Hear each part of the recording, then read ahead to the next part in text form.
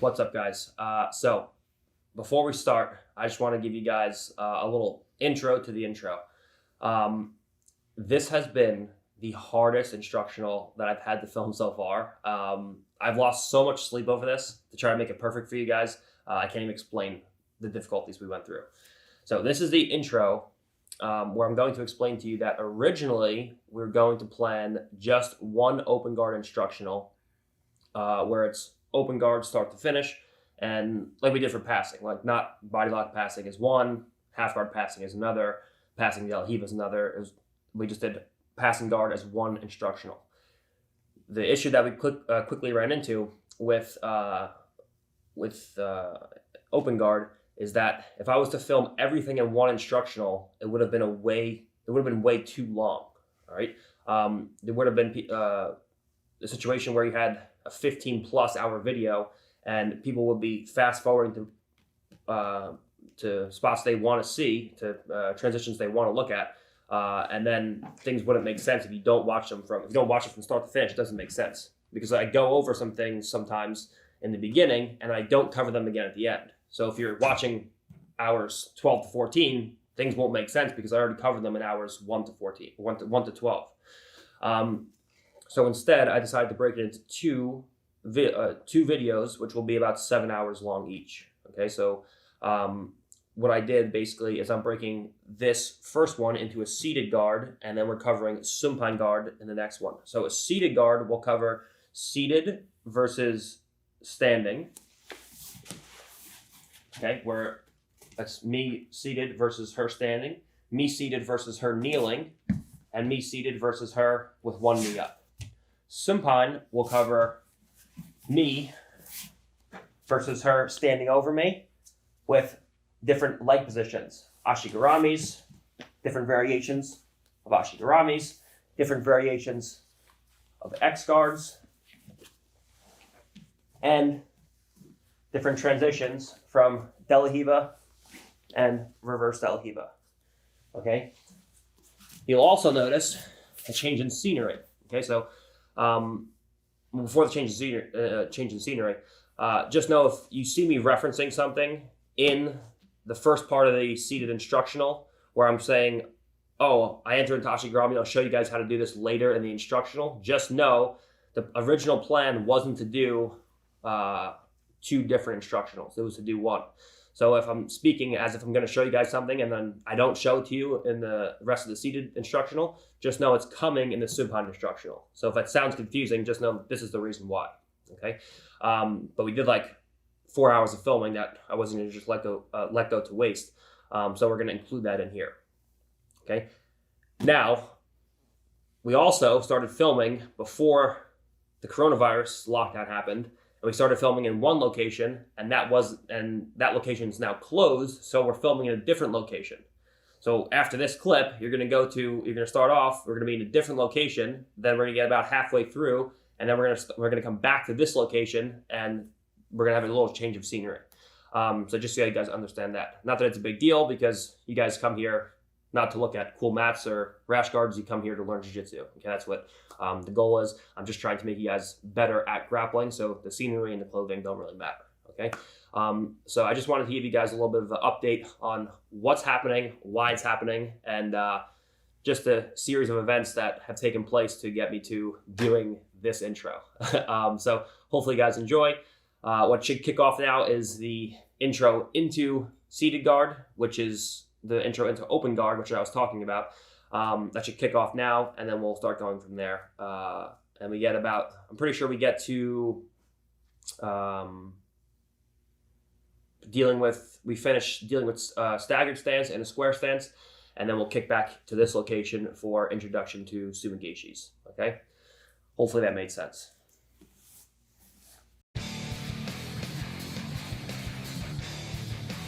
Hey guys, Gordon Ryan and Sonny here, and we are bringing to you everything you ever needed to know about open guard. First, let's talk about how my open guard is different from everyone else's. When you see people play in open guard, for the most part, it's especially in a seated position. It's a person on bottom in a square stance, waiting for the person on top to engage them. Okay, so essentially, the onus is on the top player to come forward and create pressure. The biggest question I always get is, what should I be doing against someone who's not looking to engage me? Okay, so my goal for you at the end of this video is to show you how you can create pressure from a bottom position. What everyone always talks about is putting pressure from top position, smash passing people, putting pressure from half guard. But the question is, how can we create pressure from a bottom position on an opponent who's not willing to engage us? Okay, and the answer to that is the combination of ashiwaza, foot techniques, and teiwaza, hand techniques. Okay, just as in the standing position, you should be good at foot sweeping and grabbing the legs, so too with ground position.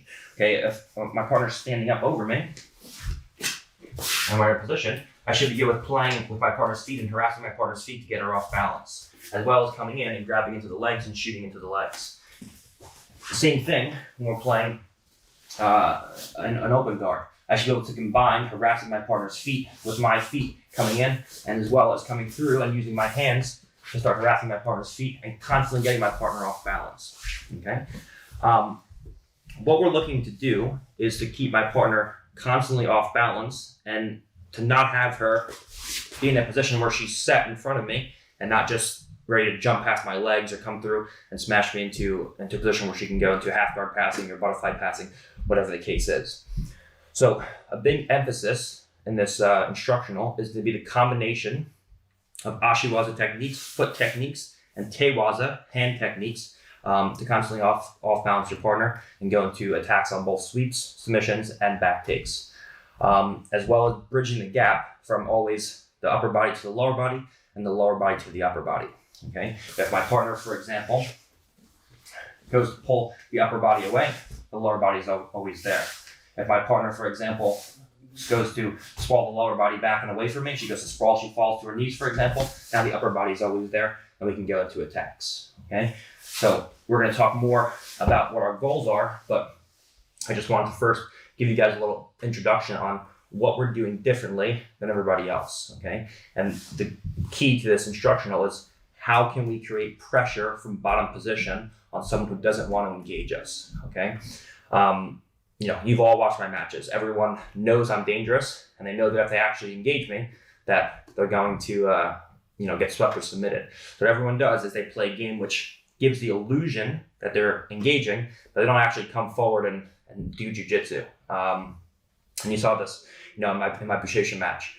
In the first 2 minutes, he came forward, he tried to engage, got swept into mount, and then it was 28 minutes of him, pitter-pattering on the outside and not really trying to come in and actually, pass my guard and submit me.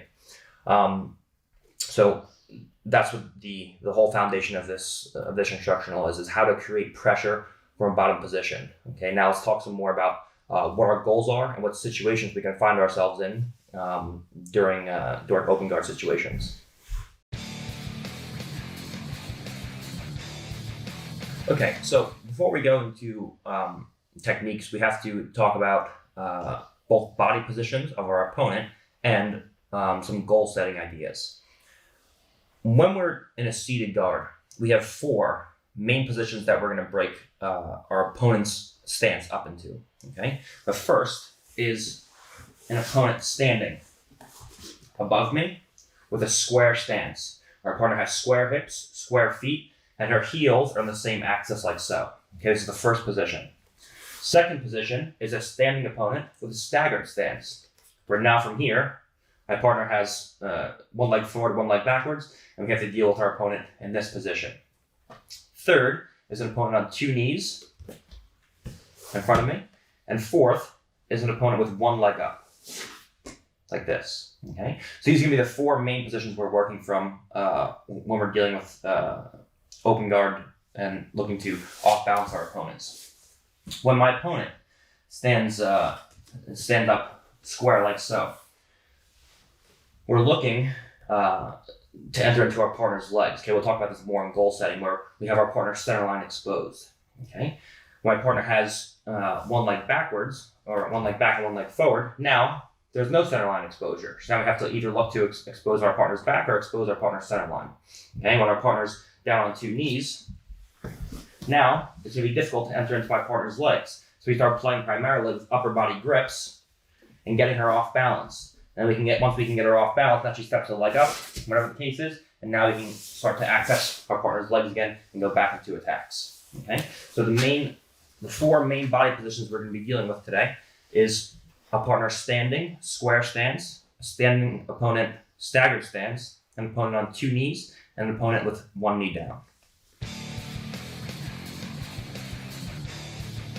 Okay, so for those of you who know, and have watched my previous instructionals, I'm a big, I like to emphasize what our goals are from certain positions. Now, we have a set of general goals when we're in a certain position where we have goals from guard passing, goals from open guard, goals from the back. We have a group of general ideas that we're trying to accomplish, and then we have a set of specific goals from specific positions, okay?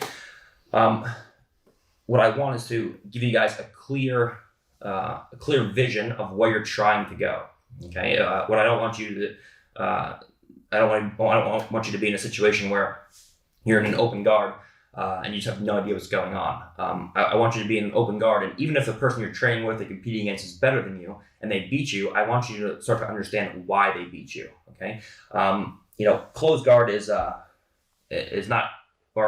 open guard is not easy to teach. There's a lot of reaction your partner can give you. There's a lot of movement, and it's your partner can give you many different reactions. But I want you to have a clear set of goals on what you're trying to accomplish, no matter what position you're in. Okay. Some of the goals we're trying to accomplish, if my partner's standing up over me, is the dilemma between exposing the center line and exposing the back. Okay. Ground grappling, wrestling, and striking all have this simple dilemma where I can expose my partner's center line, I can go into attacks. If I can expose my partner's back, I can go into attacks. Okay? If we're both standing like so, my partner has hands up. Okay? If I can expose my partner's center line, right now she's a staggered stance, like so. Okay? So if I was to punch my partner, my hands would run into her hands. But if I can use my lead hand to create an angle where now my rear hand exposes my partner's center line, I can split my partner's hands, and then from here, we can go into attacks. Okay? Same thing as if I get around and expose my partner's back. Now, this back exposure, where I can go around my partner's hands, where we can either go inside the elbows by exposing the center line and hitting our partner, or we can go outside the center line, outside the elbows, we can go outside the elbows, exposing our partner's back, and then we can throw punches at our partner. Same thing with wrestling. Okay? If my partner right now has a staggered stance, if I go to shoot at my partner, I don't expose the center line, it's very hard to get into any attacks to my partner. But if I use a simple elbow pass, where I pass my partner's elbow by, now I create back exposure. Now if she stays here, I can easily move to my partner's back. If she goes to square to me and she goes to overreact, now we have center line exposure. Now that I have center line exposure, it's incredibly easy now to come through and shoot in on my partner's legs. When we're on the ground, I want the same thing. I want to expose my partner's center line. So I can expose my partner's center line, and now we can go in, and we can easily off balance our partner. We can easily slide in and attack our partner's legs. If I expose my partner's back, if she goes to step across my guard, now we come through, we can expose our partner's back. So we're looking to play the dilemma between exposing our partner's back and exposing our partner's center line. If we can do either one of those, we have an incredibly easy time going into attacks.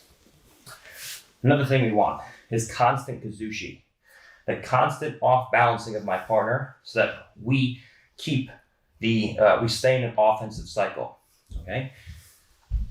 If you start to think about jiu-jitsu in terms of cycles, offensive cycles and defensive cycles, everything becomes much more clear. What I want is to stay in an offensive cycle for as long as possible.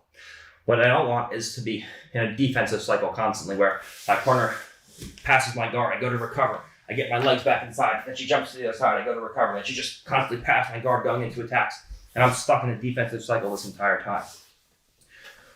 The longer I can stay in an offensive cycle, the easier this is going to be. Okay, so if my partner's standing in front of me, okay, if I'm just sitting here, we're in a neutral position. If she goes to jump past my leg, now she's in an offensive cycle. I go to push back, she goes back to the side, now I'm in a defensive cycle, Okay? But if I can constantly harass my partner's feet and go in and always get Off balance is where I'm constantly in an offensive cycle. It makes it very hard for my partner to even come in and engage my guard. Okay, that's what we want.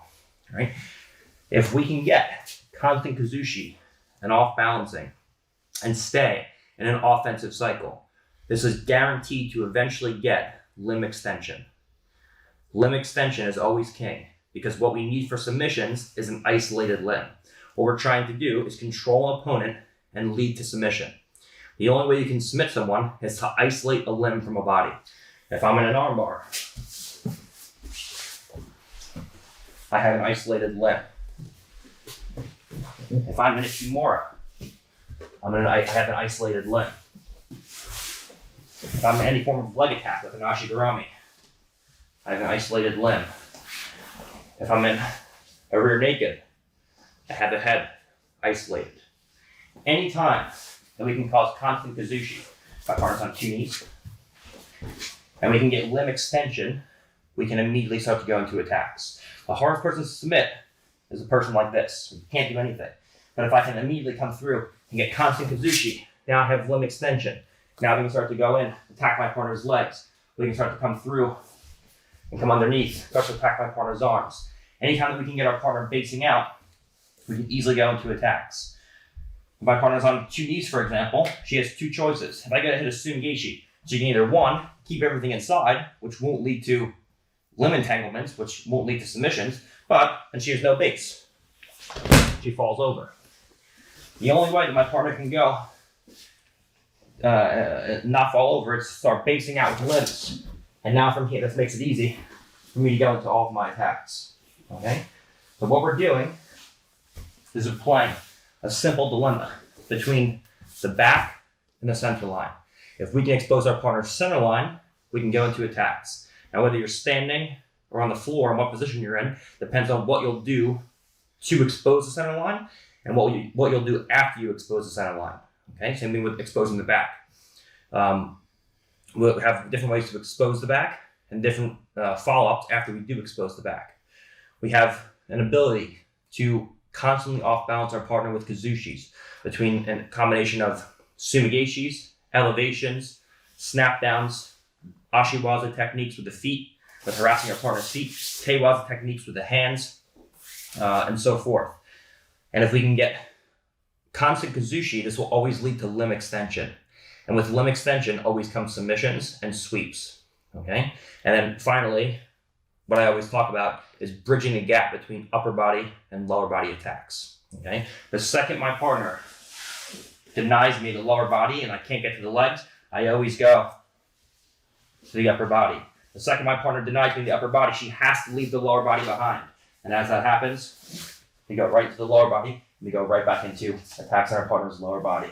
Okay? So if we have a constant thought process of what goals we're trying to achieve and how we can get there, it's going to make our life much easier. Okay? Even if you're losing situations, my goal for you guys is to be able to go back after your training, you're on a car ride home, whatever the case is, and think to yourself, why did I lose that battle? Okay? Let's say I'm in a half guard, for example, a completely different situation. Let's say I get my guard passed. Okay, my partner shucks past my top leg. She flattens me up. Back.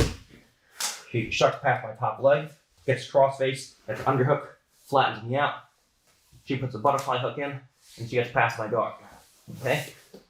Most people will say to themselves, oh, I got my guard passed. Okay, no problem. Yeah, you get your guard passed. But you should be able to go home in your car and say, why did that happen to me? Okay? And this is what I'm trying to, I'm trying to get you guys into the mindset of doing. Okay? If my partner passes my half guard, why did she pass? Number one, she got past my top leg in this situation. Why did she get chest to chest? Because I didn't dominate the upper body inside position. I didn't have a cross shoulder post. I didn't post my partner's shoulder. I didn't control my partner's shoulder line through the post of my hand and with my elbow. So she got past my top leg. That's no good. I lost the first battle. Then I didn't dominate the space between our 2 chests. I lost the second battle. Now she brings her knee to the inside of my armpit. Now I lost the inside elbow position relative to her foot. Now she pommels a butterfly hook in. Now I lost the battle of the inside position of the lower body. So I'm losing all these battles. And now from here she brings her knee free, and now I get my guard pass. Okay? But even if you do lose exchanges, I want you to know why you're losing the exchanges or why you're winning the exchanges. So if you are winning the exchanges, you can keep winning the exchanges. And if you're losing the exchanges, you can go back and you can fix it for the next day, the next training session, or what have you. And this is the way that you truly improve at a rate that you're happy with. The worst thing is to just go in, train hard, and then not know what's going on, not know why things are working or not working. Okay, so if we're in a position where my partner's standing up and above me, and I'm here in a seated guard, if my partner shoots past my legs, okay, this is no good. But at least I know why I lost. Okay, the only way that my partner can shoot past my legs is to have a staggered stance. Okay, so I should know that if she's in a staggered stance and I stay in a square stance, she can easily come through and shoot past my legs. So I'm thinking to myself, okay, how can I go back and fix that next time? My partner from this position is in a staggered stance, so I have to move to a staggered stance. Now when she goes to shoot past my guard, I can easily move and I can make adjustments. Okay, so that as we progress in our journey, we can go back and we can fix things that we failed at before, knowing what our goals are and how we can achieve those goals. So now we're going to look at distance management. Okay, one of the biggest questions I get when I'm playing a seated guard is, how do I stop someone from just athletically jumping past my legs? Okay, stepping past my hip line and either creating back exposure or getting to the jeopardy point where my partner goes to shoot past my legs, I fall down to my back, and now my partner's at a jeopardy point, the point at which my partner now is in real danger of passing my guard. If I don't react, I'm going to get my guard passed. Where she steps past my hip line and then possibly even up past my shoulder line, that's no good. Okay? Let's take a look at something. When I'm in front of my partner, if my partner's in a square stance, okay, first of all, I'm just going to start by saying I don't recommend this stance. I don't know why all of my opponents stand like this. It's just because they're idiots. But this is not the way to stand against someone good. Your center line is exposed. So for the ability for me to enter into your legs and constantly off balance you is extremely easy. The idea behind it is that if you stand with both of your legs back, it's hard for me to get to your legs, because if you stand with one leg forward, now it can create a connection to you. Okay? But if you stand like this, your center line's exposed. So now I can easily hop in and go into all of my attacks, whether it be here or here. Okay? If my partner's in a square stance, it allows me to easily off balance them. Okay? And it takes away their ability to move quickly and angles past my hip line. Okay? If my partner tries to pass my guard, go ahead, she has to split her legs. Okay? She physically can't get past my legs if her heels stay in the same axis. So she has to either take a cross step and split the legs, okay? Or she has to step one leg forward in between my legs and split the legs. Okay? So if my partner is square, she's not very mobile. This allows me to stay square. So I can play from a square seated guard if my partner's square in her stance and standing in front of me. But if my partner switches to a staggered stance, where she has a lead leg and a trail leg, now this becomes dangerous. Because now, if I'm in a seated guard, she can move quickly side to side. So she can post on my knees, for example, post one inside, one outside, and she can take a cross step and shoot past my legs, and now I'm really in danger of getting past. So if my partner switches to a staggered stance, I also have to switch to a staggered stance. Okay? Let's take a look at what we're going to look at from here. When my partner switches to a staggered stance, let's first talk about there are three distances that we can be in. Okay? The first distance is a distance where my partner's so far away from me, where she has to take multiple steps towards me, where I can read her movement and I can react accordingly. Where from here, as she goes to come in, I can scoot towards her, I can meet her in the middle, and then go into my attacks. Okay? The second is a position where my partner's so close, where I form a strong connection to my partner, and now I can follow her movement. Okay, if she tries to shoot past my legs now, She can't. I'm connected to her. And the third is this kind of gray area here, where I'm not close enough to make any real grips with my partner, but she's one step away from shooting past my legs. Okay. Now, if I'm in this gray area and I have a staggered stance, it's not that big of a deal. But you absolutely cannot accept being in a square stance against a partner with a staggered stance and being in a position where you can't really grip your partner, but you're close enough where she can grip you with a blink of an eye and shoot past your leg. This is absolutely unacceptable. Okay? So if my partner switches to a staggered stance and has a right lead forward, I'm always going to have my right hip on the floor with my right leg to monitor my partner's lead leg. So it's right versus right. She has a right leg forward, and I have a right leg forward. So now if she goes to step towards me, I can always meet my partner's leg in the middle. What this does is it only allows my partner to pass to one side. Okay? So we have, just like we were talking about with passing in the closed guard instructional, I have a path of known reactions where I know exactly where my partner has to go. Let's take a look at why this is. If my partner takes a step across in this direction with her right foot, she exposes her own center line.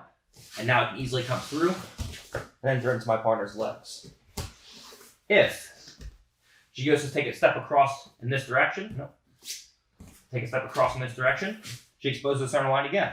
I can come in, I can go double Koichi.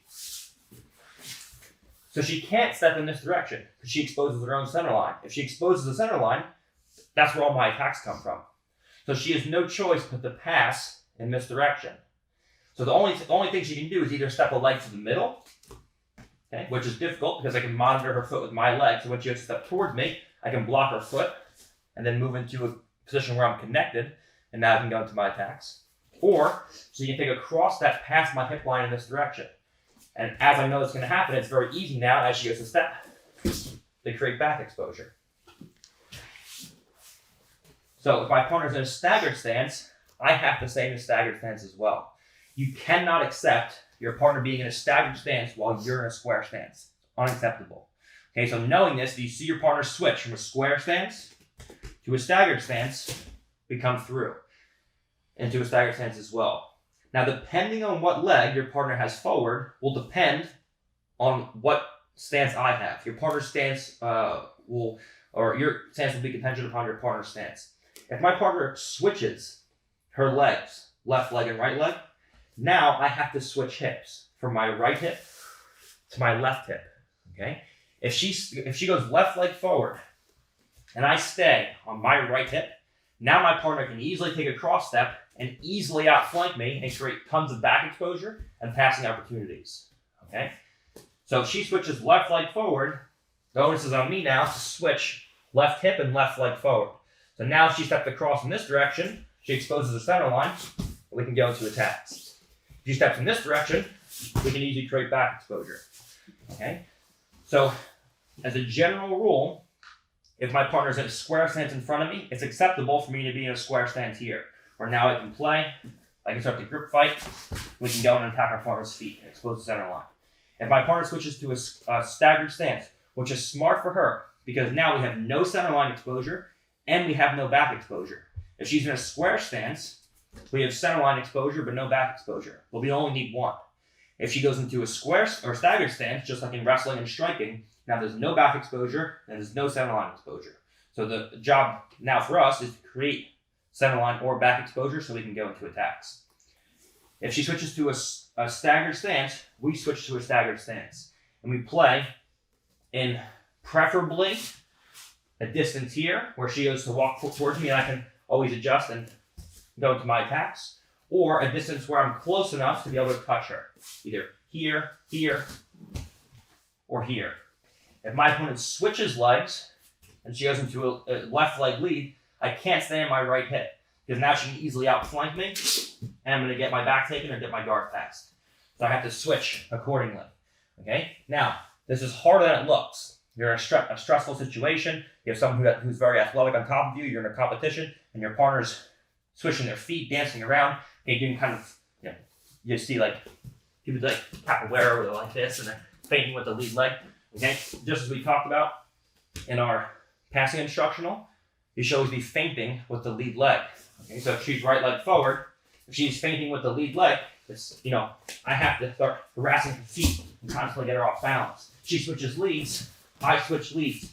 She goes back to square, I can play here, staggered, or I can move back to square as well.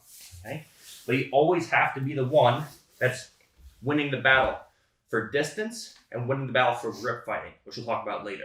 Okay, and that's the key to be able to put constant pressure on your partner from a bottom position.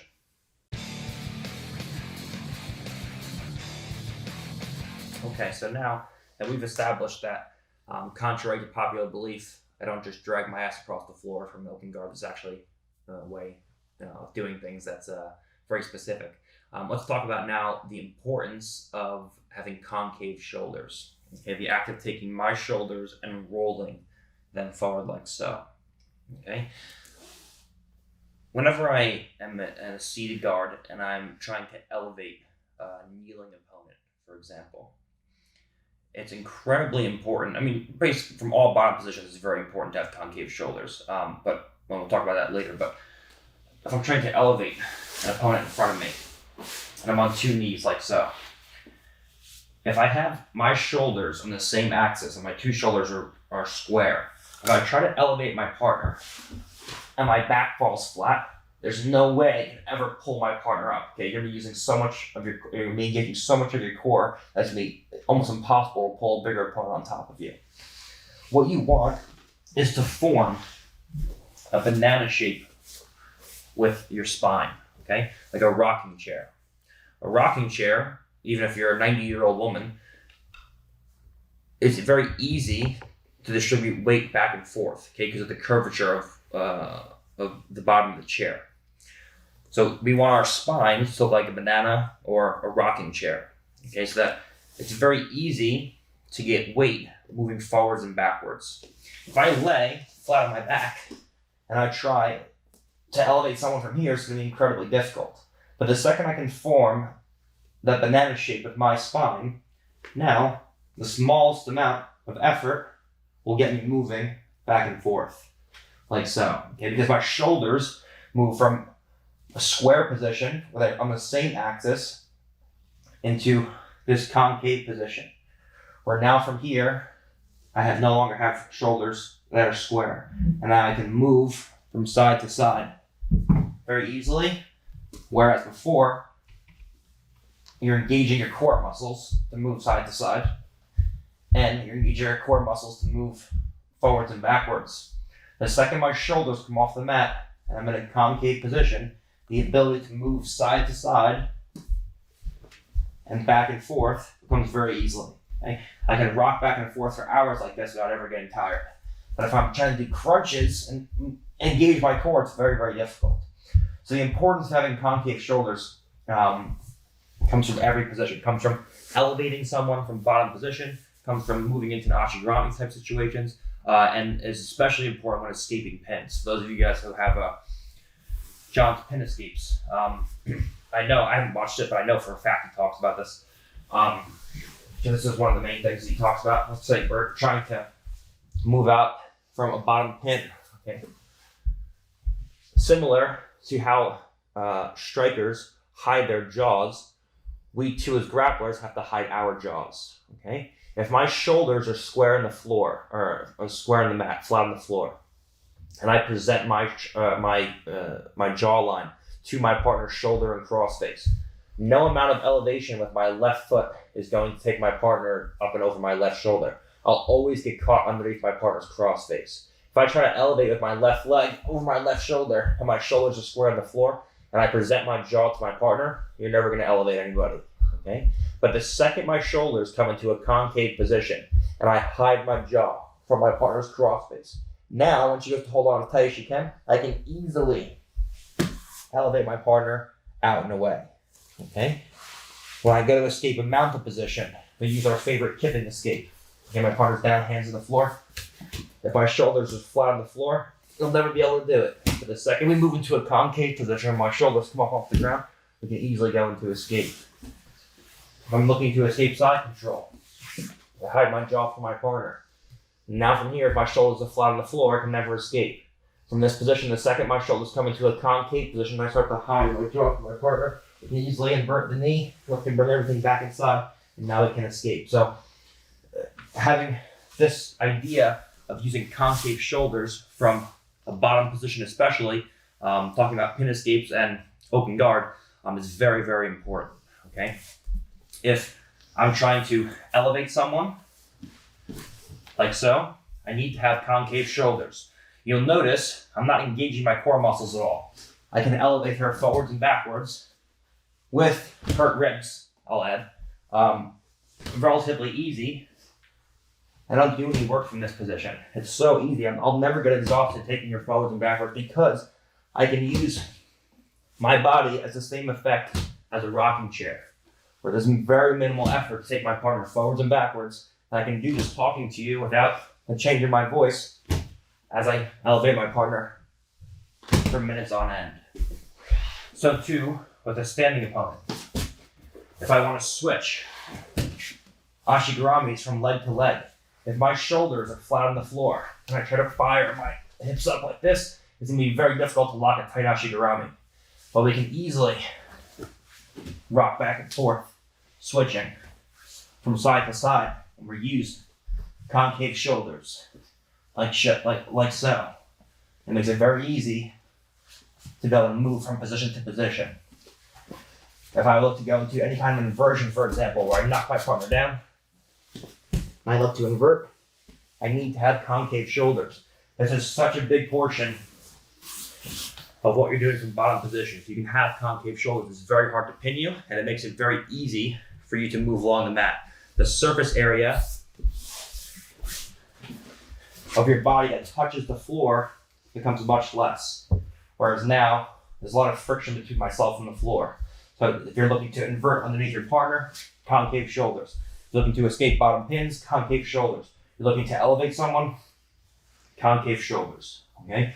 The second you start thinking about this position, everything becomes much easier. In most other areas of life, even combat sports, wrestling, good posture is typically this, where I have a very straight back. In our sport, good posture is typically this, okay? Where everything's in this position, where we have typically bad posture. This is our good posture. The second we can start thinking about this idea of having concave shoulders, like so, where we hide our jaw and look to minimize the surface area and connection between our back and the floor, everything will become much easier.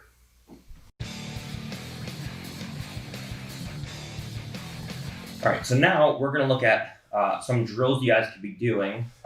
This is more for beginner to mid-level grapplers. Something that John used to have us do very often. I do this all the way up until brown belt, black belt, just to get my mind in the habit of putting my ashiguramis in tight and being able to transition from leg to leg.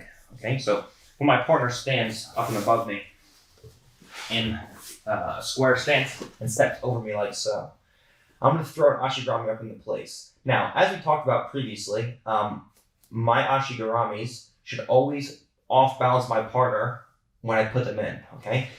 If I put an arimi ashigurami into place and doesn't off-balance my partner, this is no good, okay? What I want is the second I throw my legs into place, my partner should immediately have to base out. If you can see any daylight between your hips and leg and your partner's leg, it's a clear sign that it's not a tight ashigurami. So I want to throw my hips up. I want to use my left foot on my partner's hip to pull myself up with concave shoulders and mold my body to my partner's body. So as I lock in place, now there's no daylight between my hips, my leg, and my partner's leg. And now from here, we can go into an ashigurami. We're going to do a drill where I take my legs up, and now my legs come down. My legs come up. My legs come down, my legs come up, my legs come down. The only way that you'll be able to achieve an effortless side-to-side switch on your partner's legs is if you have concave shoulder and you mimic a rocking chair of the shape of your spine. If you try to engage your core and throw your legs up, and you have your shoulders flat on the floor, it's going to be incredibly hard to get your legs up with a good connection. You're going to get exhausted, and your ashigarami is going to be weak. But if you have concave shoulders, you can rock back and forth with very little to no effort. This gets you in the idea of having concave shoulders where I can effortlessly switch from leg to leg for minutes at a time and never get tired. And have a good connection every single time. Okay? That's a more basic one. Now, a more advanced one is entering into my partner's legs into a cross ashigarami from this position.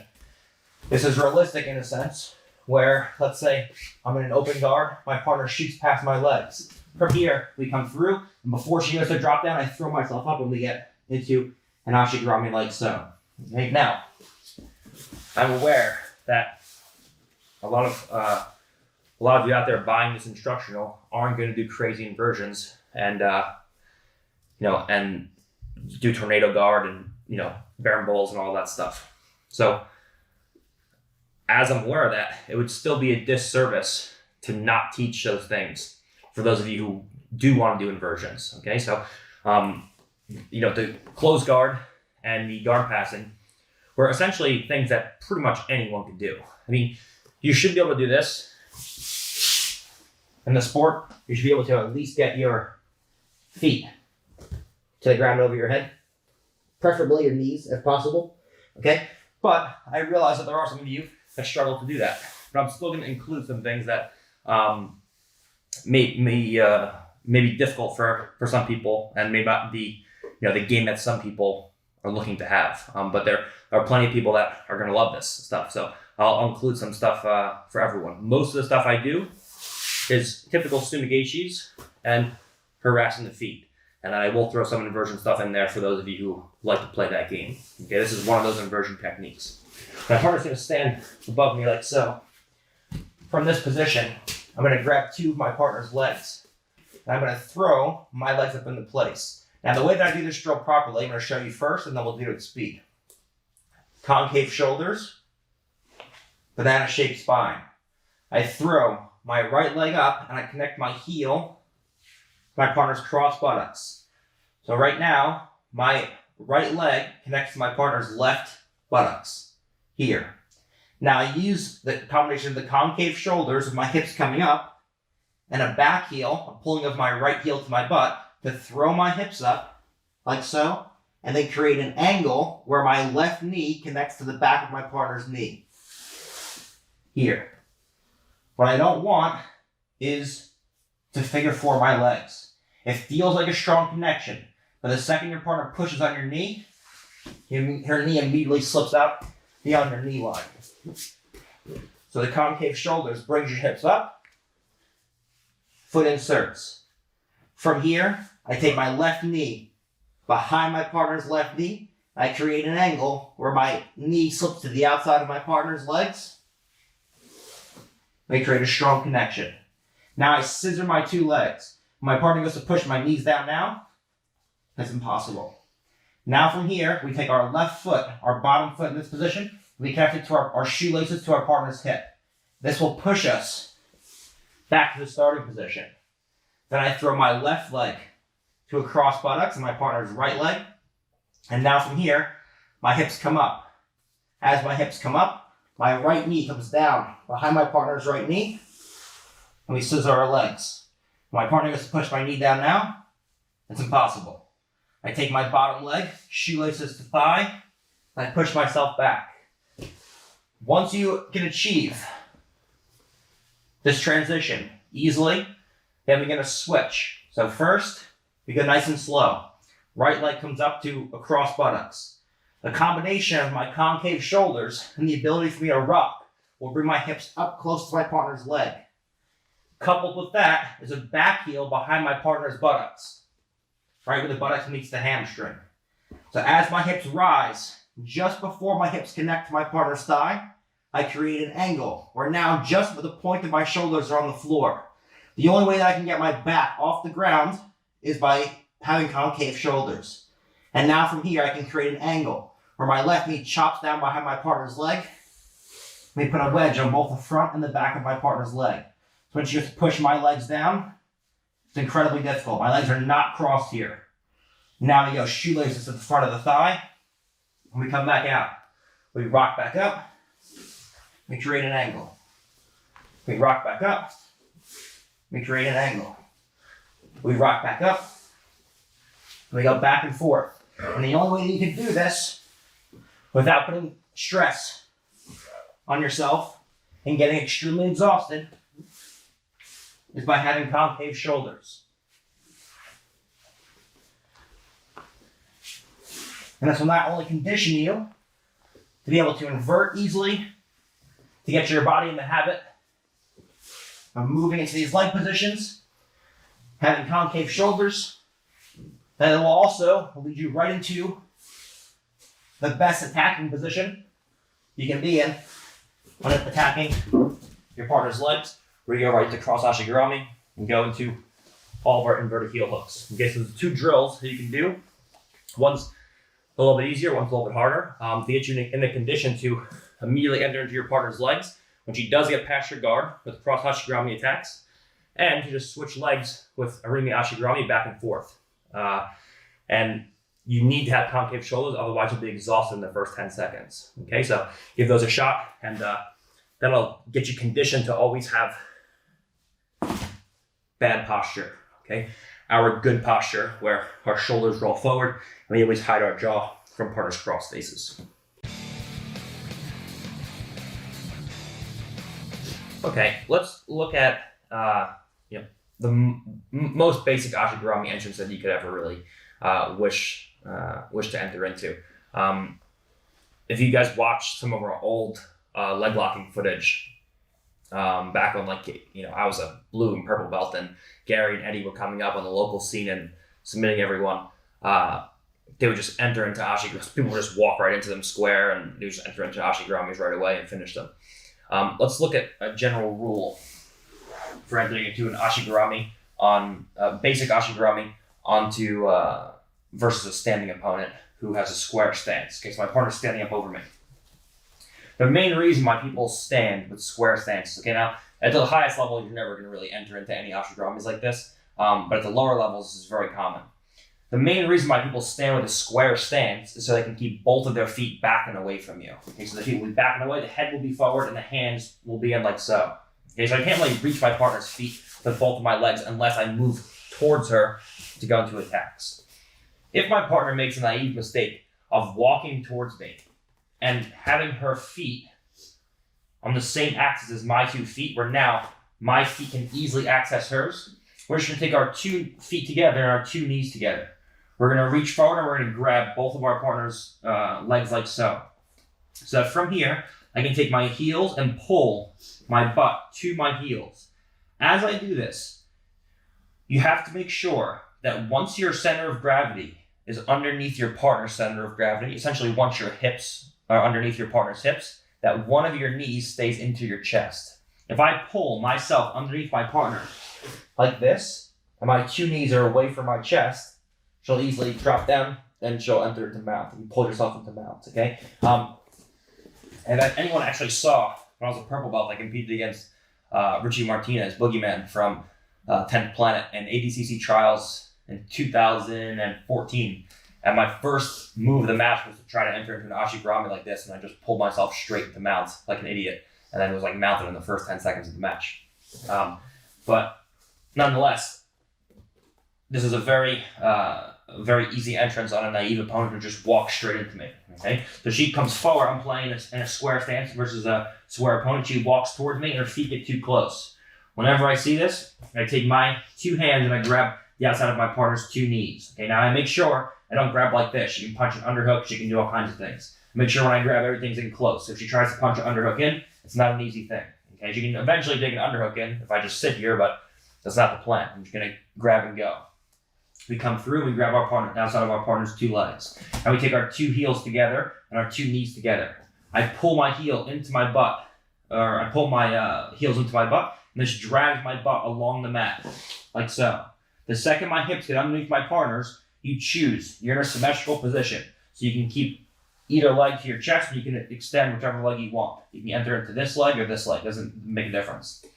From this position, as I fall down to my back with concave shoulders, one knee stays into my chest, and one knee shoots away from my chest to start going into entrances into Ashigarami. From this position, I fire my legs up into place, and we immediately get that initial Kazushi to off balance my partner as soon as we go in. And now from here, we can go into all the attacks on our partner. We're going to go into attacks from Ashigarami and X-Guard later in the instructional. But right now, I just want to get you guys into entrances. Also, I want to say this. There's two cameras, and I keep looking directly at the wrong camera. So if at any point you guys make fun of me for looking at the wrong camera, I'm sorry. I know I'm looking at the wrong camera, but I'm going to try to adjust that as we go. Okay? My partner has two feet. She's in a squared stance. I have my two knees open. I'm in a squared stance as well. My partner makes the mistake of getting too close to me, or now my hands can access my partner's legs, and my 2 feet are on the same axis as my partner's feet. If you were to draw a line that goes straight out along the line of my partner's heels, my 2 feet align with that space. Now we come through, we grab our partner's legs like so. As we go to fire ourselves in, we make sure that when our hips get underneath our partner's hips, at least one of our knees stays towards my partner's, or stays towards my chest. Here. And now as we fire our legs up, we enter into an Ashigarami with an immediate off-balancing effect, and we're ready to go in and start attacking our partner's legs. Okay, so that's pretty much the start of our instructional, the most basic Ashigarami entrance that you can go into.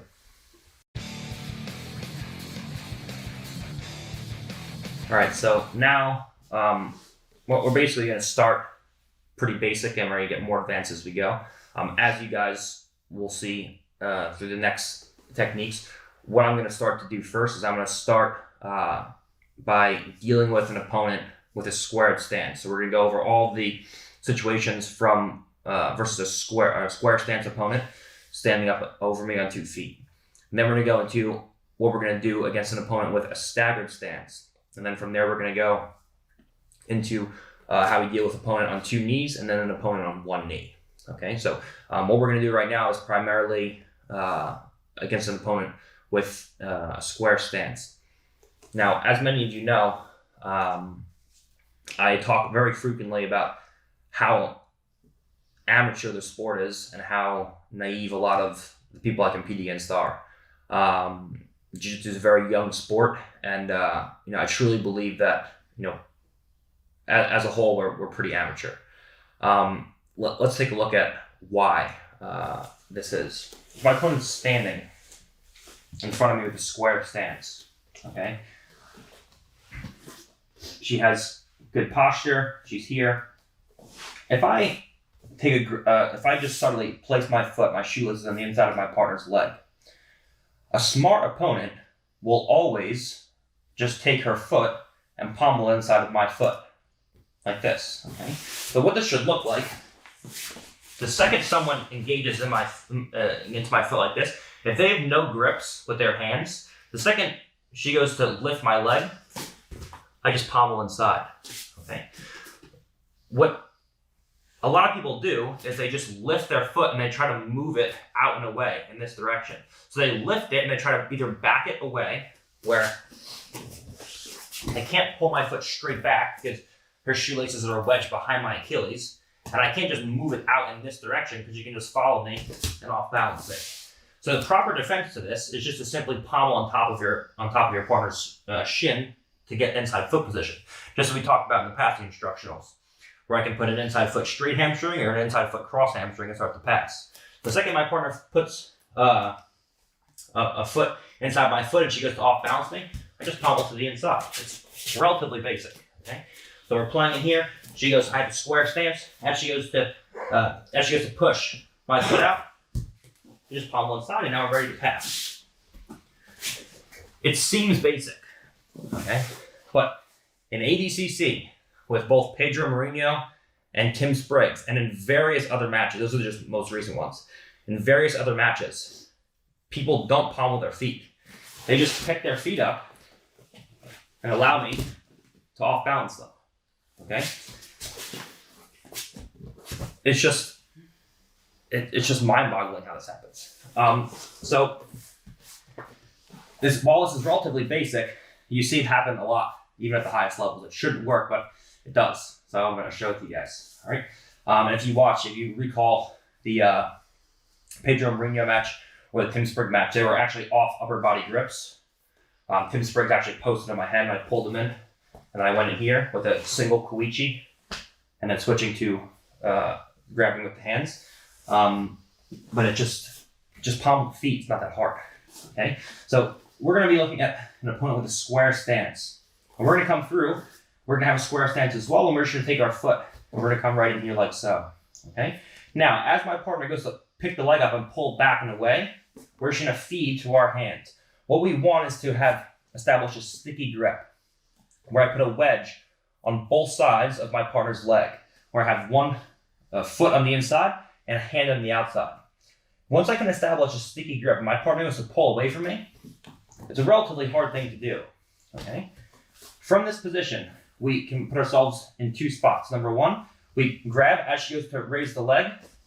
We just pull ourselves in. We use our right foot to pull our hips underneath our partners. We pull our partner's foot to the outside of our hip and go right into an ashigarami. Okay? Another situation that will occur is I'll feed my partner's leg to my hand. So as she goes to pick the foot up to disengage, we come here. Now she goes to pull away from me.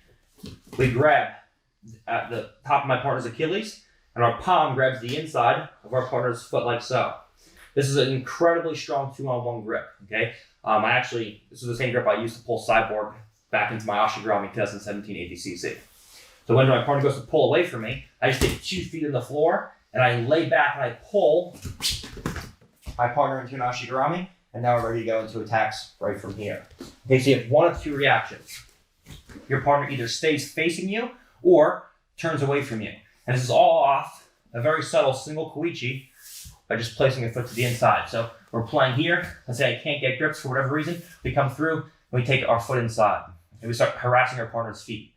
Now, if she's smart, she'll just pommel her foot to the inside, and now she's inside foot position. But if she's an idiot, like most people, she'll just raise her foot up straight up, and I can off balance her. Or she'll try to pull it straight back, and I can always pull it to my hand. Okay? If my partner makes a decision to stay facing me as I feed it into my own hand, then I just use my right foot to pull myself in. Again, as I get my hips underneath my partner's hips, my right knee has to come into my chest. And I immediately go right into an ashigarami. If my partner tries to pull herself away, we go from hand, single hand and a foot, and we replace the inside wedge, the foot in this case, with our right hand. So as she has to pull away from me, come through. Now we place 2 feet on the floor. When she goes to run away, there's no way she's getting out of here. Now we just put 2 feet on the floor, I lay back, I pull my partner into an ashigarami, and now we're ready to go and do all of our attacks. Okay, so what it'll look like is we come through, we're playing, she has a square stance, she goes to raise the leg to pommel, and I feed. Now from here, we either slide our way in, okay? If our partner lands in a position where I feel like as I go to slide in, she's gonna backstep and get 2 of her feet to the same side of my body, which is no good for my ashigarami. As we slide, we can take our foot behind our partner's hamstring and physically bump our partner forward first. Okay? So we come through, we initially catch. As she goes to raise her foot, we feed to our hand, and now we either use our right foot to pull us in and feed to an ashigarami. If you feel like your partner is starting to align her feet and walk her center line further away from you, now, in this case, as we feed to our hand, come back. As we feed to our hand, now as she starts hopping in this direction, I use my left foot to pull me in, and I use my right foot to hit an initial kazushi to get my ashigarami / X guard into place. And if I feel we're playing in here, she goes to pommel her foot, she goes to run away from me, and we pull her back into an ashigarami, and now we're ready to go into all of our attacks from there. Okay, so two variations and a third sub-variation, I guess we would call it, depending on my partner's foot position. Okay, so the two main ones are, we're playing here. I just suddenly place my foot inside. The second I see her foot come up, I feed to my hand. Now from this position, because her stance is square, I pull myself in and we're in an ashigurami. This time, she goes to pommel her leg. Now, she starts stepping in this direction with her leg, starts backstepping. I put my left leg in the floor, right leg catches far hamstring, and my left leg pulls me in as my right leg sends my partner out in this direction. We throw her ashigurami up into place. Okay? Now, we're playing it here. We have no grips. We just come inside. As she goes to lift her leg to pommel, I feed to my hand. She goes to pull away from me hard. And we pull our partner back into an ashigurami. And now we're ready to go into all of our attacks. Okay, so now we're going to be looking at a double kuichi with no grips against a more talented opponent, okay? These last couple of ones, especially the first one, were for more naive opponents. I know that the one I just showed you has worked on, multiple people at ADCC, but it shouldn't work. Okay, once the sport progresses to where it should be, and there's not a bunch of kindergartners practicing at ADCC, there will be a lot more intricate leg pommeling and hand pommeling, things like that. Now we're going to look at a double kuichi with someone who's not allowing me to get any grips on them. So someone who's really just stalling. When you have someone who's in a square stance, it's mainly just because they want to stall. You can't pass my guard with a square stance. You can only pass with a staggered stance. Okay, so dealing with someone who plays a cagey game, head down, hands forward, feet back and away from you, that's someone who wants to stall. Okay. We have to find out, how we're going to deal with this. We'll first look at not being able to make any grips on our opponent, and then we'll move into what we can do when we are able to make grips and how we can make grips on an opponent who doesn't want me to make grips on them. Okay, so let's just start off with the mechanics of a double kuichi. I have an opponent standing over me. I'm in square stance. Okay, now you have a choice. If your opponent is in a square stance, you have a choice of being in a square stance yourself or being in a staggered stance yourself. Okay. If your opponent is in a squared stance or in a staggered stance, like we talked about, now I have to move to a staggered stance. Okay, so we only have really one option. If my partner's in a staggered stance, that's also to be in a staggered stance. But if my partner's in a square stance, I can also be in a square stance or a staggered stance. Both are very good. All right. Well, we're going to start in square stance from here. From this position, we're going to look to hit a double kuichi. When I move into double kuichi, it's important that I look at some key mechanics on how to actually finish this. I'm going to post the hand on the floor. So I'm going to go into a slightly staggered stance, but I'm not going to change the position of my legs right now.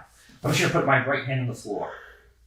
From this position, I'm going to jump towards my partner. What I need is forward momentum to start knocking my partner back and away from me. So I'm going to take my left leg on the floor, my right hand on the floor, and I'm just going to propel myself towards my partner so I can get close enough to get my shoelaces behind my partner's two Achilles tendons. Here. Okay? Now, I have one support leg and one action leg. The idea is not to just put two blockers behind your partner's legs and push her down. Okay? The idea is to put two blockers behind her legs and use one leg to block her leg and one leg to actively off-balance your partner. The way that we do this is by having one support leg and one action leg, which actually pulls my partner's leg towards me. Okay, essentially what we're doing, it's similar to that trick you used to play in high school where someone goes behind your friend and they push the friend over behind you. Okay? We're going to get a step further than that. Instead of just pushing her over blockers, we're actually pulling a foot out like so. All right. As I go to jump and I look to put feet behind my partner's legs, whichever hip I'm on, you have to pick a hip, either the right hip or the left hip. Whichever hip I'm on, that leg is going to be my action leg. So from my left hip, my left leg is going to be my action leg, and my right leg is going to be my support leg. The support leg just blocks behind the Achilles. The action leg pulls my partner's foot along the floor in line with the toes. So whatever direction the toes point, we pull in that direction along the line of the floor. What you don't want is for your knee to point up towards the ceiling, so that when you go to pull with your leg, you slide up to the short end of the lever up your partner's calf muscle. What you want is to have your leg relatively parallel to the floor, so that when you pull, it drags the foot along the line of the floor. Okay? So what this will look like is we're playing here. We can't make grips. I try to make grips on my partner. She's hands are coming away. She's pushing on my head. She's backing away. I can't make grips. I'm going to post on my hand like so. Now I'm going to jump in towards my partner, and I'm going to use my free hand to post on my partner's shoulders like this. As I go to jump with no grips, we use one hand. With other grips on the hands, we can use two hands on my partner's hips. We'll move into that later. But for now, we're going to use one hand as a post on my partner's shoulder. It's very important that you don't leave your hand out here for any amount of time. Your partner can jump triangles, arm bars, and things like that. So we play this game where we're reaching, trying to get grips. Our partner's not really doing anything. And then all of a sudden, we put our hand on the floor. And now we use our feet to propel ourselves so our butt comes off the floor. And we use our feet to harass our partner's 2 feet. Because of my left hand posting on the floor, my left leg's going to be my action leg. So I hop in, and now we catch. Now, as I push my partner's shoulder, my right leg is my support leg. So it just catches behind my partner's ankle. My left leg is my action leg. So it pulls along the line of the floor. So that means I have to flare my knee open down to the ground and pull along the line of the floor in the direction my partner's toes point. As I do this, I block my partner's leg with my right leg.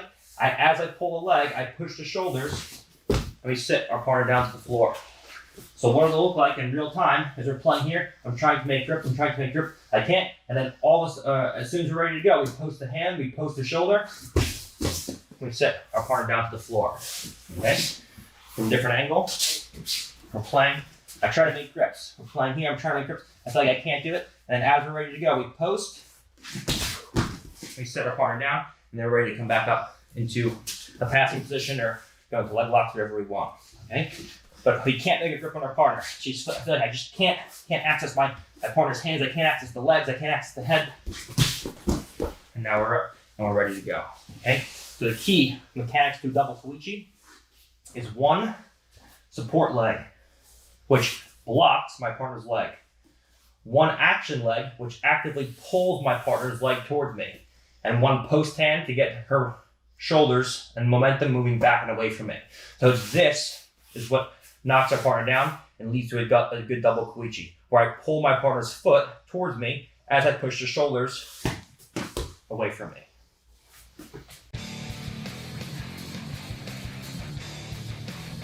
All right, so this time we're gonna have a partner with a squared stance, no access to the hands yet, but access to the head for brief amounts of time. Okay, so my partner's gonna be standing and essentially matching my head level. Okay, whenever I see my partner's head is relatively the same height as mine, we can always come through and use collar ties on our partner. If my partner's head is way above mine and her feet are far away from me, this is not the time to start reaching for collar ties, because now I'm getting overextended and flying jujis and triangles become a real danger. When my partner's down close to me and I can reach for my partner's head and not get overextended, this is the time now to start going in for double koichis. Now, we can use 2 different hand positions, okay? If I pull on my partner, pull a collar tie on my partner, if she just goes to posture up and away from me without addressing my hand grips, all we have to do is use our hand, like so, to push our partner's shoulders back and away from us. But if our partner goes to peel grips off with the hands, then we use a 2-handed push on the legs to knock our partner over. Okay? So when I take a right-handed grip on my partner's head, like so, if she tries to posture up and away from me, I'm going to use my left hand on the floor. As my left hand posts on the floor, I use this to take my butt off the floor and drag myself towards my partner. So as she goes to pull me up and away, that helps me come in. Now, if I have a right-handed grip on my partner's collar, I have a right hand, or I have a right-legged support leg and a left leg action leg. So if my right hand is a collar tie, the opposite leg is the action leg. As I push on my partner's shoulder with my forearm, my left leg drags the leg out. We knock our partner over. And because we have a collar tie, this will drag us up on top of our partner and put us in perfect positions to start going into passes or what have you from there. Okay. So the first one is we come in and we don't have access to the hands, but we have brief access to the head because she's matching my head level. As she matches my head level, we go collar tie. As she goes to posture up and away without stripping my grip, we just hop in. We pull ourselves up to top position relatively easy. Okay. So if we switch angles, we're in here. I get brief access to the head. She goes to pull up and away. I hop in. My opposite leg, my left leg in this case, is my action leg. So my right hand's collar tie, left leg's action leg. She goes to posture up. Now we're ready to come through. We'll start going into all of our favorite passing positions from here. Now, second option is this time I have a more talented opponent who knows a collar tie is no good. So the second I go into a collar tie, she postures up and she goes to peel my hands off with her head or with her hands. As she's distracted with the collar tie and as she goes to posture up from here, because she's moving away from me again, it's going to be difficult now to keep a collar tie long enough to push off of her shoulder with my forearm. So instead, this time I hop in and I push anywhere ranging from the hips down to the knees with two hands. So as she goes to posture up and away from me, we hop in and we catch here.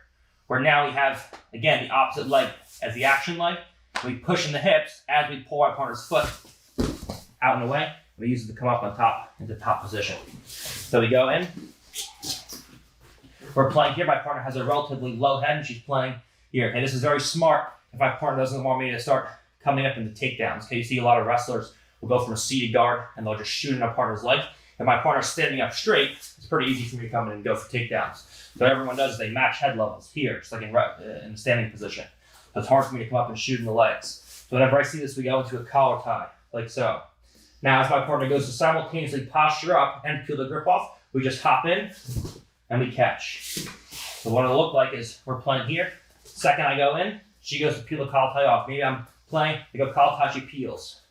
I go collar tie, she peels. I go collar tie, she peels. And then we're in and we're ready to go. Okay?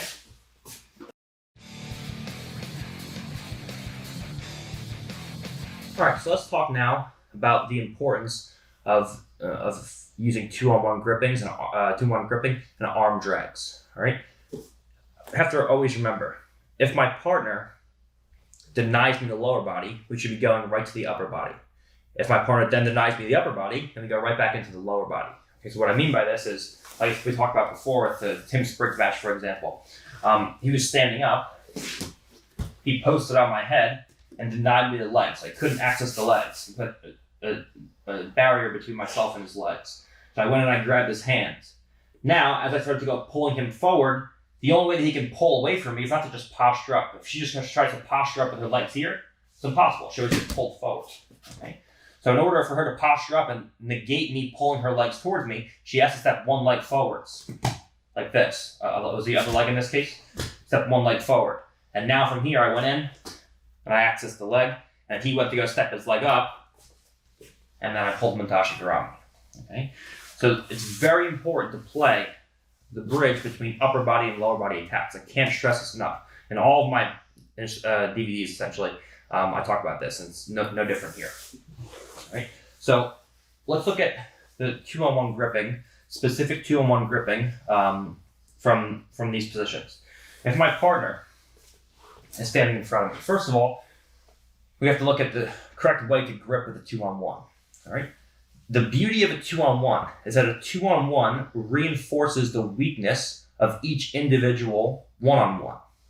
The weakness of a one-on-one grip is the space between the thumb and the fingers. If she wants to free her hand has to go between the space, which is occupied, the space that's between my thumb and my fingers.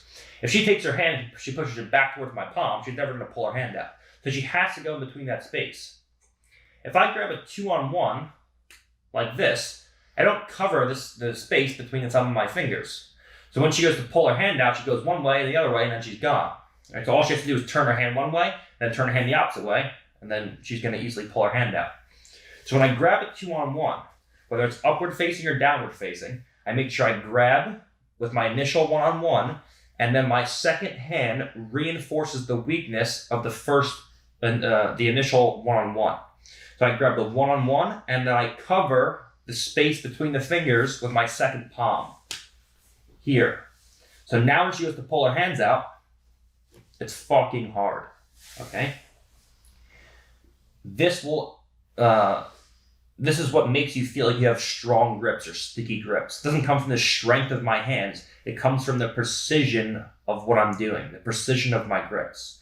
So we initially have a downward facing 2-on-1, an upward facing 2-on-1, a 2-on-1 elbow, and an arm drag, okay? When we use downward facing 2-on-1s, it's when my partner's hand is below the height of my partner's elbow.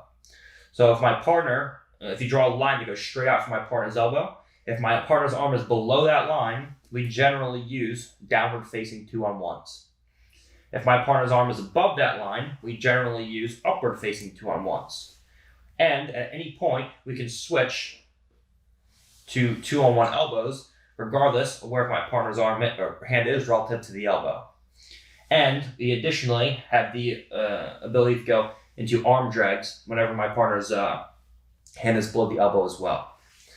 Now, let's look at general uses for these grips. My partner posts on my head, for example. Now she has a hand that's the same level, equal to the height, or higher than my partner's elbow.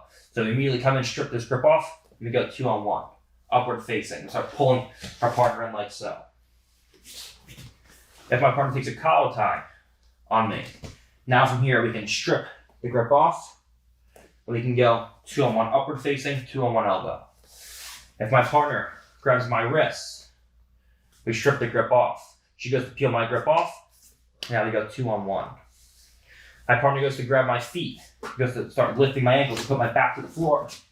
That's a perfect time. As she goes to grab a foot, come in and go 2-on-1. She goes to lift my foot, I circle one leg out. And now she goes to lift the second foot, we pull our foot in, now we have 2-on-1. My partner goes to lift my feet up again, we come in, we go with the drag grip. As she goes to lift my feet, I can off balance, and now we're bringing a leg towards us. As she goes to pull away, we go double kuichi. Okay? The importance of grip fighting in any position is it's something that's not really ever taught, but the person who dominates the gripping exchanges will dominate the pace of the match. Okay? So it's never acceptable for you to be standing or for a partner to be standing and to be dominating grip fighting exchanges. You can never let someone take a collar tie for a long amount of time. Now she's close to pulling your head in, shooting past your legs, and all kinds of things. You can't accept your partner grabbing your ankles for a long amounts of time. Second someone grabs my ankles, we have to be off balance with my partner. We have to be doing something to get her out of balance, so to go into attacks on my partner. And whenever the upper body pulls away from me, now the legs are always there. Okay? So we're looking at a combination of 2-on-1s with the elbow, 2-on-1 downward facing, 2-on-1 upward facing, and drag grips. All right. All right. So now let's look at some basic ashigarami entrances from various 2-on-1s and arm drags. Okay. We're just going to run you through some common grip fighting situations that may happen at high levels, in this position. My partner's standing over me. Very common. People are posting on your head to stay away from you. Okay, this isn't really intelligent. It's just stalling. She's not going to do anything to pass from this position. She's just not engaging. Whenever I see someone posting in my head, like we talked about, we always start off initially with an upward facing 2-on-1. Whenever I take 2-on-1s initially, we want a small, subtle off balancing off balancing effect. Okay, so while I'm not going to get my partner drastically out of balance, I want to have an assertive grip. So when we come up, we take two hands like so, and we form this V grip, this double V grip with our hands like so. Now, as we come up, we angle our hands slightly towards our head, and we get our partner slightly off balance. Nothing crazy, okay, but I just want to have an assertion with my grips. And when you touch someone, they're like, oh, fuck, this is a problem. I have to deal with this. My partner posts in my head, boom. Now we harass the feet. My partner takes a collar tie, like so. Whenever I go to clear a collar tie, you can do it in a few ways. What I can't do is with any of these, I can't look at my partner and try to push her arm into my head. You have to go chin to chest to clear the collar tie off. Now we can do this in a couple of ways. We can V-grip our partner's wrist, and as she gets to keep a collar tie, we can tuck chin to chest and clear that grip off. Now we can immediately go into arm drag situations. We can V-grip the wrist and immediately go into 2-on-1 elbow situations. We can use elbow passes where I take a grip of my partner's tricep and elbow and pass the elbow by and then move right to a 2-on-1. We can move down to the wrist and go into arm drags. We can do all kinds of things. If my partner is grabbing my hands, for example, she wants to grab a hand in a collar tie maybe, I'm always stripping a grip first. So I strip the grip in the wrist first, and now from here, we go and passing the elbow by, moving. We're always fighting to win these gripping exchanges. She goes to grab my hand now and go to strip my grip off. I switch to the cross grip. Now peel, we have a 2-on-1. Now we have a 2-on-1. Now she goes to peel my wrist off. I can start passing elbows by or re-pommeling my hand. So as she frees her left elbow, we go back into arm drags. My partner can go to grab my ankles. And we can come in, grab my partner's arm, and slide down to the wrist. Now getting that subtle off-balancing effect. She can go to grab my ankles. We can go 2-on-1. The key is to pommel one leg free first, so my right leg comes out. We pommel around in a circular motion. And now I pop my partner's arm off in this direction. I take my heel to my butt, so when she has to hold my left leg tight. And now we can go into harassing our partner's feet and upper body. We can use drags as she goes to grab my ankles. And initially, pulling my partner forward, subtle off balance, right leg comes out. Left heel comes to my butt as I pop the wrist out in this direction, and then right back in the other direction to get her stepping. So if we're in a race, as she goes to lift my feet up, as we both go, it's difficult. Okay? If her hands are just dangling around here, she's not really doing anything, then we can go in and we can snatch a 2-on-1. If she grabs my wrist, I can peel her grip off and go 2-on-1 wrist. When I have a downward facing 2-on-1, what I don't want is to get overextended in this position. Okay? The way that I keep a strong grip on my partner without her pulling away and yanking, and then freeing her hand is by making sure that my two elbows connect to my hips and my chin stays over my own hands. So my partner goes to pull away from me, I can walk along that with my partner and then go in and start knocking her over. Okay? These are some of the very common situations you find yourselves in. Now, let's look at how we can enter into ashigarami from these positions. Whenever my partner goes to make a grip where I go to take an upward facing 2-on-1, we're going to initially take her out of balance like so. So right now, I have control of her right side of her body through her left shoulder. Now I have to have diagonal control ranging from the right shoulder down to the left hip. So I come in, I get her initially, her weight leaning forward, and now I use a combination of me pulling over my head and scooting my hips towards my heels to get her moving forward. What I don't want is for my partner, for me to go to enter into ashigarami, and a skilled opponent to immediately V-grip my right leg, and as I go to pull her in, she backsteps, and now I'm past and I'm bottom knee on belly, bottom side control, what have you. That's why it's crucial for me to have diagonal control ranging from my partner's right shoulder down to the left hip. Okay? So the second, she goes to take an upward facing 2-on-1, or she goes to take a grip of my head or a collar tie, whatever the case is, I get an upward facing 2-on-1. And I have that initial off balancing effect. Now my left foot comes inside my partner's 2 feet. And as I pull her forward, I make a sticky hook with my right leg behind my partner's left hamstring. And this is what gives me the ability to bridge off my left leg and throw my partner out in this direction. So that as she goes to backstep past my legs, they can immediately put an ashigarami into place and go into an immediate kazushi, where now, as she when she goes to backstep, we can immediately set our partner down, switch to X guard, or do whatever we need to from here. Okay? So it's a series of very subtle kazushis leading to my eventual attack. So we go upward facing 2-on-1.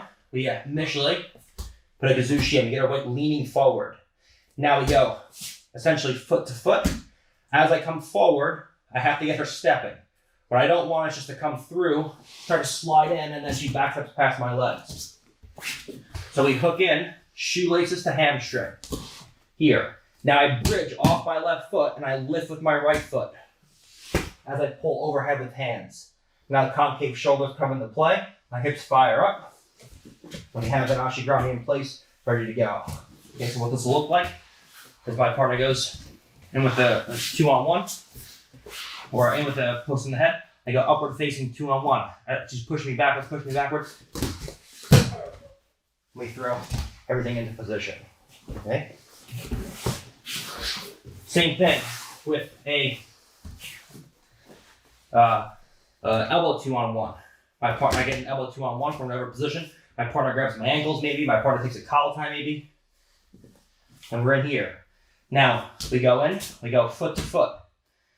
As I go to take my partner forward, this time, instead of pulling overhead, I'm just pulling forward. My elbows to my hips to get her leaning forward. So her weight goes from her heels to her toes. And then all in one motion, as my hips scoot underneath my partner's, my right leg takes my partner forward. And then we throw our ashigarami into place. So with an upward facing 2-on-1 and an elbow 2-on-1, we come in. Okay? From this position, we go foot to foot, we pull our partner forward, we get diagonal control through the 2-on-1 and the far leg, and we're ready to go in. Same thing with an arm drag. We come through, my partner goes to grab my ankles maybe, we strip the grip, we go drag.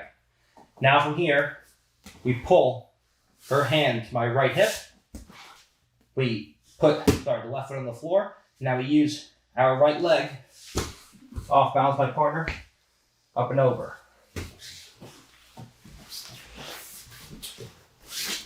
So she goes to grab my ankles, immediately put forward pressure on her partner, and we get her stepping. Now we come in, we drag the arm across, we throw everything into place.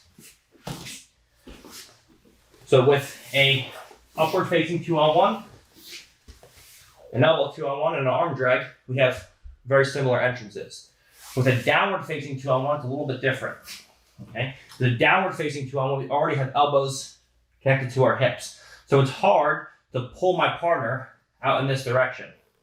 So from here, as my partner goes to move away from me, we're just gonna walk towards our partner.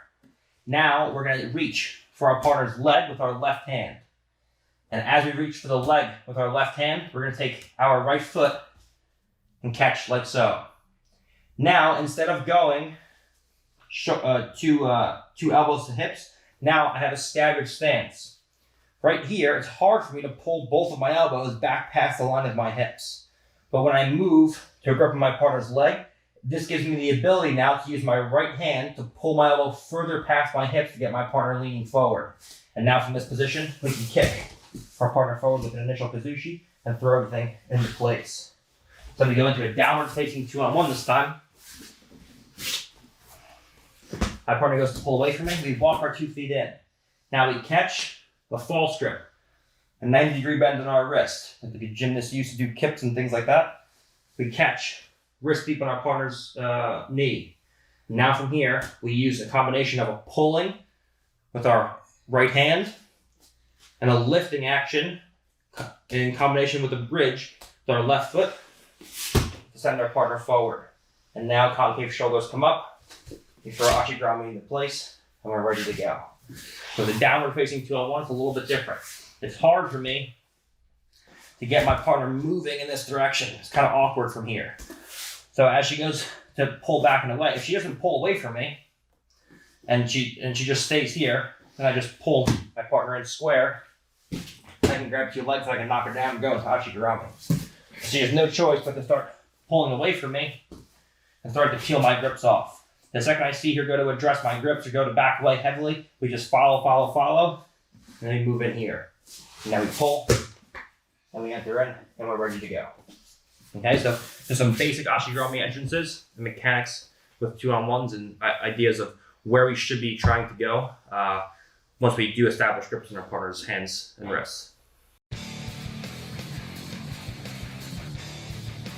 All right, so we're back to the basic idea. When the upper body moves away from us, we go right to the lower body. All right, so this time we're gonna have an opponent standing over us in a squared stance, just like before, and we're gonna use these various 2-on-1s and drags to go into a double koichi when our opponent pulls away from us. Okay, so whether we take an upward facing 2-on-1, our opponent goes to pull away, we shoot in, we go double koichi.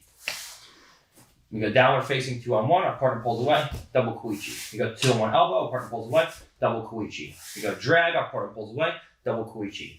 Okay, there's a slight variations, but they're all relatively the same. Okay, our partner goes, she poses my head and I go upward facing 2-on-1.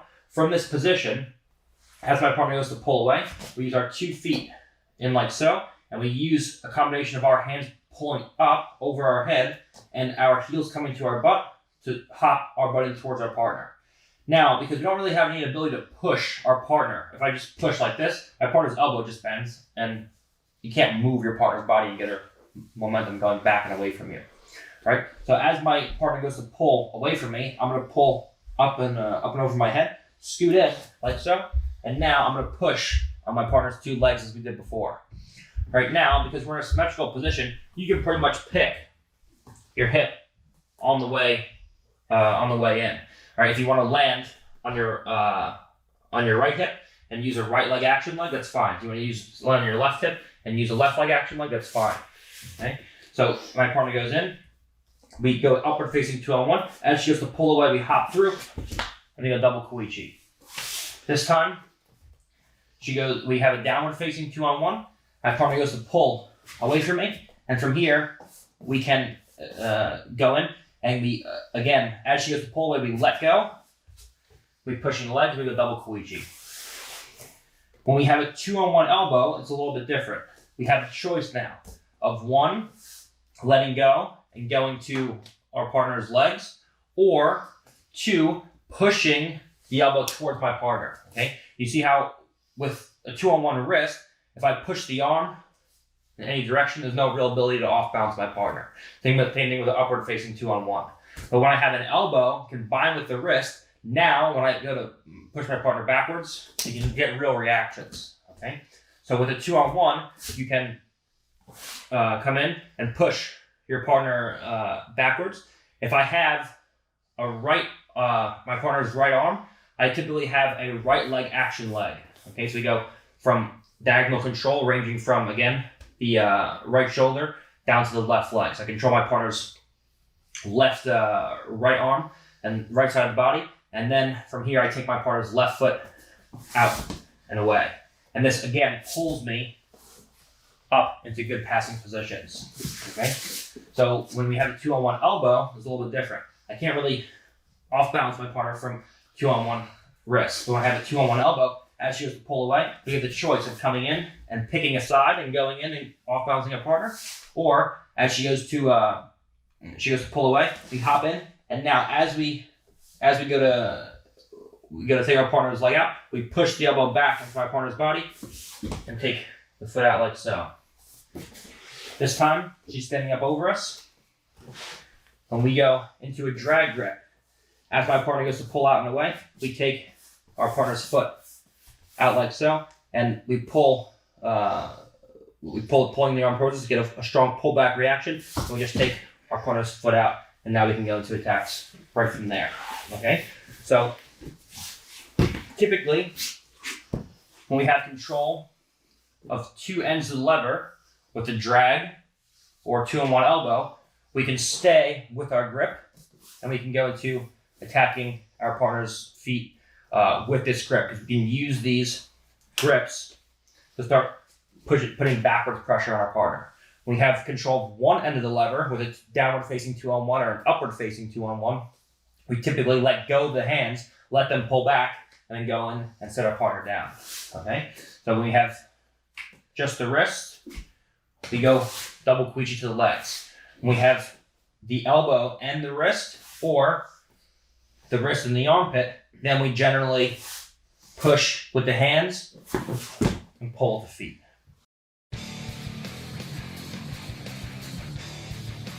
All right, so now things are starting to get a little bit interesting. All right, whenever we fail with double kuichi, the only way that we can fail is for my partner to step one leg back and have a staggered stance. And that always presents at least one leg to me. All right, so what we're looking to do is to harass our partner's feet with either grips or no grips to get them stepping back in a way to form a connection. Right now, like we talked about, we're in an area where we can't really grip our partner. Okay, we're in this kind of gray area where if she switches her stance, she can shoot past my legs. If I go into any kind of double kuichi, whether it's with grips or no grips, and I fail and my partner steps one leg back, now we have one leg that's weighted and we can always have access to this lead leg. The second this leg goes a step away from me, from whatever grips are in place, the second her leg goes a step away from me, I go to fail double kuichi, I immediately come in and we go shin to shin. Okay? So this has to be an ingrained habit. Whenever you see your partner start with a square stance, you try to go double kuichi and one leg steps back, you should always be making contact in some way with a second leg. Whether we're in here, whether we're in here, you can do all kinds of things. But the second your partner's leg steps away from you and you fail double kuichi, just know you always have one leg available now.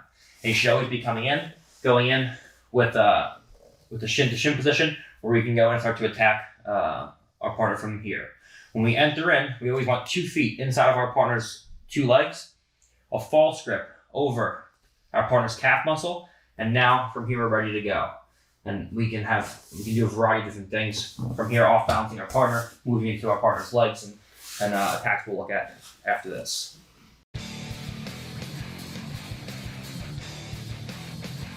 All right, so now we're going to be looking at a single kuichi off of a shin to shin entrance. All right, so for whatever reason, my partner's standing up. We're shin to shin, maybe fail the kuichi, and now from here we're going to look to go into a single kuichi and knock our partner down. All right, what my partner wants is to get her center line misaligned with ours and her far leg away from me. What I want is to expose the center line and get to that far leg, whether it be to enter into ashigarami or knock my partner down. From this position, I want to get my partner's rear leg stepping. The way that I do this is by planting my left hand, in this case, on the floor and just shucking my partner out in this direction. As I take my partner's leg out in this direction, we can catch a partner's leg in one of 2 ways. We can wait for her to step and put a blocker behind my partner's leg and then push on the inside of my partner's thigh and send my partner falling back to the floor. Or 2, we can catch her as she's stepping and we can physically pull the foot to a position further than where she was expecting to step. So as she goes to walk, and we knock our partner down to the floor by pushing on the inside of both legs. Okay? So we're in a position where I get shin to shin and now I have to get this rear leg coming towards me. So I plant my hand on the floor and get her moving. I can either 1, catch like this. Okay, it's not going to be perfect every time. Sometimes you're going to try to catch it in the air and you're going to miss it, right? They're both very effective. If you catch it in the air, it just looks spectacular, right? But both are very good. If you catch her foot after she steps, then I take my right hand and I just push on the inside of the thigh and I knock my partner back and over the 2 blockers, okay? If I catch her as she's stepping, it's essentially you have an action foot. With one of these moves, you have a support foot here, where both feet are stationary and you block. And the other one, where you're catching as she steps, you have an action leg. So you're pulling along the mat. So you get her moving and we pull ourselves up, and now we're ready to go. Okay? Now, there's always going to be a time where you don't knock your partner down. The only way that your partner cannot fall down from this position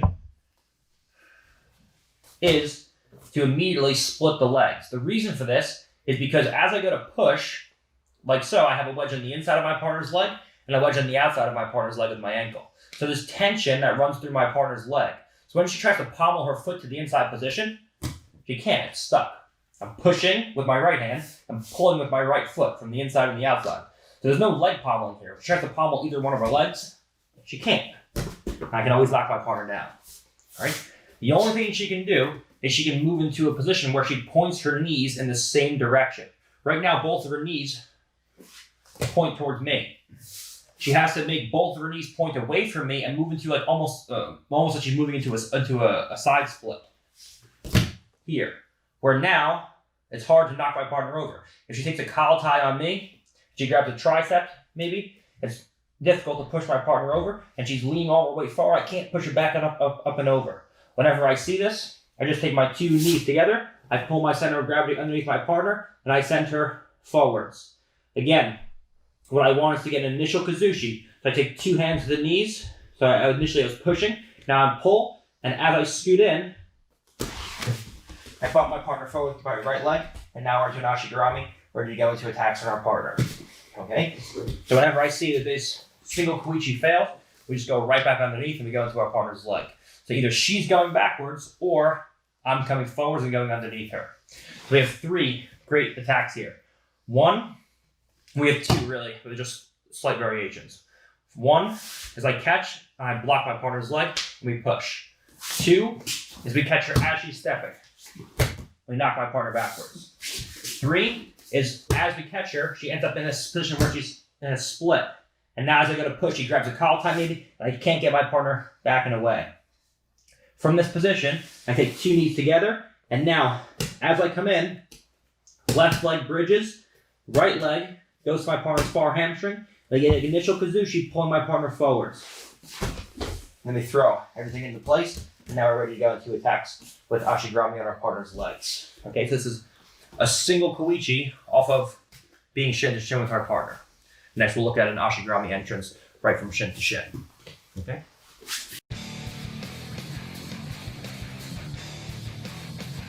All right, so now let's look at the actual mechanics of entering into an ashigurami from a shin to shin position. All right, one of the biggest complaints I get whenever I teach is people say, whenever I try to enter into an ashigurami, especially on a bigger person, I go to pull my partner in, and as I pull them in, they either drive their knee to my hip, and they move into a knee slice, and then my foot slips off when I'm getting my guard pass, or I pull my partner's knee right into my sternum, and I feel like I can't do anything from this position. Let's keep something in mind. When I want to enter into an ashigurami, my goal is to expose my partner's center line as best as possible. All right, so actually, in this direction. Is to rotate, is to expose my partner's center line best as possible. Okay. The way that I do that is the same thing we looked at in the last movement. Is we take a hand to the floor and we get our partner moving by creating a shuck over this shoulder and getting our far leg to step towards me. Okay. Now, is she gonna stay there forever? No, that's fine. All I have to do is get closer to my partner's center line. All right. I put my hand on the floor and I get her stepping forwards. Now the key is that I don't fall straight down to my back. What I want is to create a weightless leg. I want to create a weightless right leg in this case. So all the weight comes off of this leg. The only way that I can do this is by putting my partner's hands on the floor or putting all of our weight onto this leg. Okay, there's no other way to do it. The way that I do that is by falling down to my hip and shoulder and chasing my partner's far heel with my head. If you can have the goal in mind of connecting, you're not going to connect it, but if you have the goal in mind of connecting your head to your partner's far heel, you'll always create a weightless leg and the entrance will be very easy. So as I fall down to my left shoulder and my head chases my partner's far heel, this will always either do one of two things. Force your partner to hop on this leg completely or put her hands to the floor. If her hands go to the floor, it'll look like this.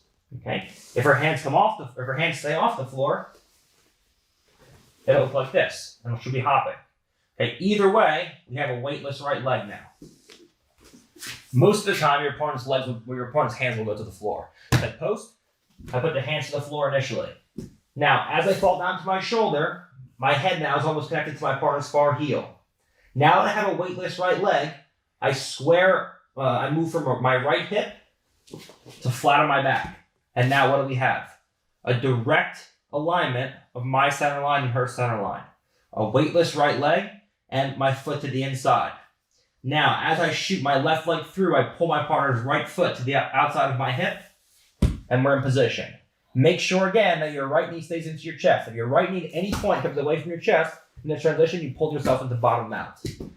I have a wedge down between myself and my partner with concave shoulders. When she goes to drop down into me, I can take my knee to my partner's near hip. Make sure that your knee stays at your partner's near hip and not your partner's far hip.